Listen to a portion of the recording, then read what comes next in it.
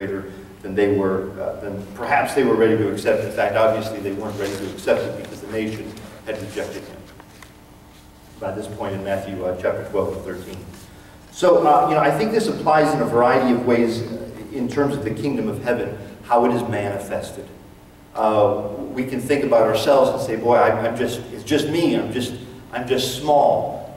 The potential for the kingdom of heaven to do awesome things within us is not limited to our ability, our inability, the smallness of our church, the challenges that we face in terms of trying to proclaim the gospel, trying to live a holy lives.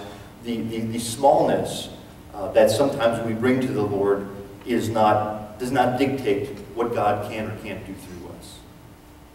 The kingdom is much greater than it looks in its initial form. So that's why I put it this way. The expansion and effect of the kingdom is not limited by its initial size or appearance. I don't know if this was fascinating to me. There are certain kinds of fish and sharks that the size is limited to what kind of container they're in. I mean, there are some breeds of shark that if you leave them in a small container, they will grow to 6 inches long. If you put them out in the wild, they will grow to 10 feet because they are cramped in this, and they know they need to stop growing because they of this limit that has been imposed on them. Versus when they're out in the wild, they realize that they have the potential to expand and grow far beyond what they would be if they had those limitations on them. And that got me thinking this in terms of growth and size and initial size and potential for growth. I think the ones that often put a limit around us is us. I think we swim around in a very little bowl of our own personal expectations about what we can or can't do, or how much we know or don't know, or past experiences or sins we're struggling with or whatever. I think we confine the potential for the kingdom to work in our lives by our own human standards and limits that we put on ourselves. And I think one of the many applications of this principle that the expansion effect of the kingdom is not limited by its initial size or appearance is the fact that once we start taking those limitations off of ourselves, either the limitation of our personal sin, limitation of our fears that, well, we're not good enough, we can't do this, we can't do that. Once we start shedding ourselves of those constraints, I think we open ourselves for the kingdom of heaven to work powerfully in us. Because it is not a reflection of who we are, it is a reflection of what God is doing through us. And the need to believe that it is Him. It is Him working through us, not us doing these things ourselves. So I think what he's trying to get to here is that there is no limit to the kingdom growth. We shouldn't just be worried about our size, the initial size, our limits. We should be thinking about imagining what God can do through us because of how great He is and because of the unlimited capability of the kingdom to work through us because of Him. Initial size of manifestations of the kingdom do not limit or dictate potential growth for a person, for a church, for a movement.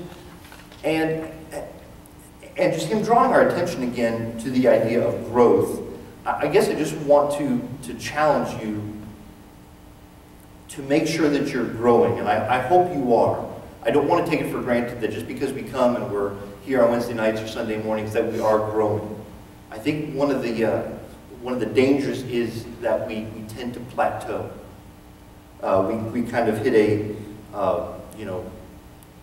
when we're new believers, we just come shooting out of the box and we're just all excited. But believers tend to kind of plateau.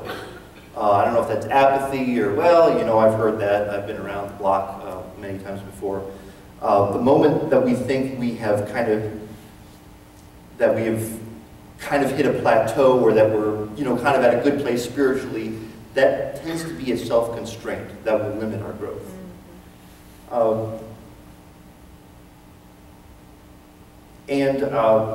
I wrote this. I don't know if this kind of makes sense, because this tends to be a danger for people who've been in church for a long time, to say, well, I've learned a lot. I'm kind of coasting off of that.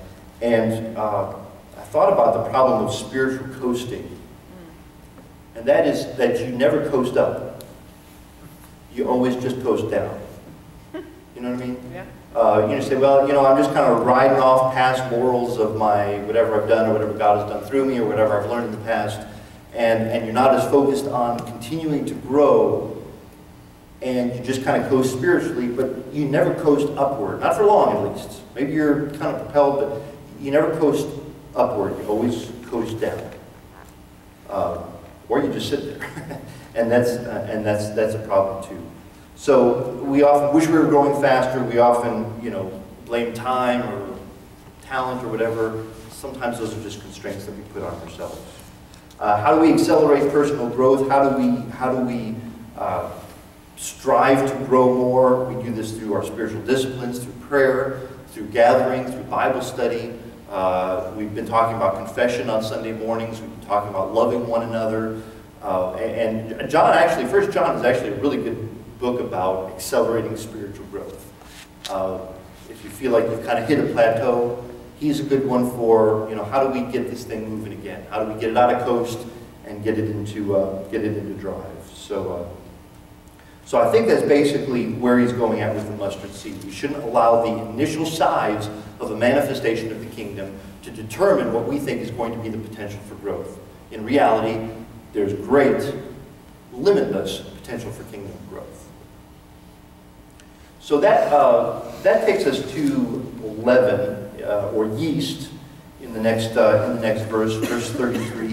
And he spoke another parable to them. The kingdom of heaven is like leaven, which a woman took and hid in three pecks of flour until it was all leavened. So y'all got that? Good, let's move on. Did I miss something there? There's a little bit of a translational hiccup here, I hate to say. Again, like I said at prayer time, I hate to point that kind of thing out, but there's a little bit of a translation clarification that really puts the whole thing, that kind of fixes the context of this. First of all, just yeast or leaven. Whenever we think of leaven or yeast, we usually have a negative connotation of that. Jesus will say in verse 16, in chapter 16, verse 6, he tells the disciples, what? Beware the leaven of the Pharisees. And these poor guys, they're looking around like, what's wrong with the bread? I mean, they're not getting it. They're missing it. But Paul will also use leaven negatively in 1 Corinthians 5, verse 6. Same kind of concept. A little leaven leavens a whole lump. Meaning just a little bit of bad can infiltrate the whole thing.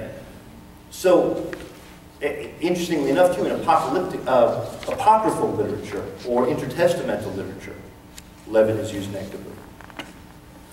In fact, what do the Jews, they typically do? They for a lot of their rituals, they use unleavened bread. Jesus chooses to use leaven in a good way here. And the reason I think he does that is because he just likes throwing us off.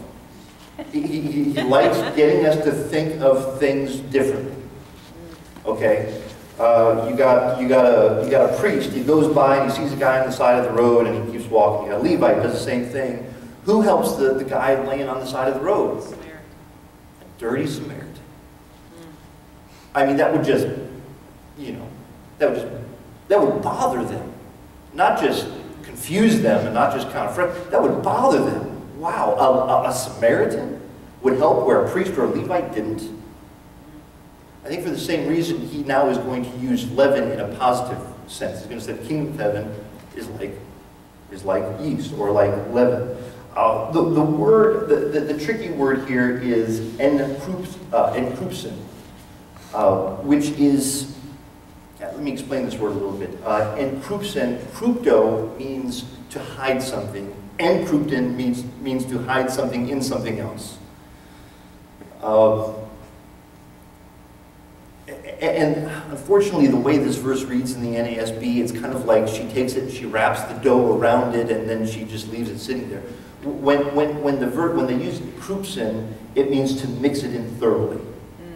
Okay, such that you can't look at it and say, "Oh, there's some leaven in there." You don't know because you can't see the leaven because it's so thoroughly mixed in. And you can't see the leaven, but you can see what? The result. You can see the results of the leaven. You can't look at that thing initially and say, "Oh, there's a bunch of leaven in there." Like there's a clump of it in there. You can't see that because it has been so thoroughly hidden within the dough, the flour.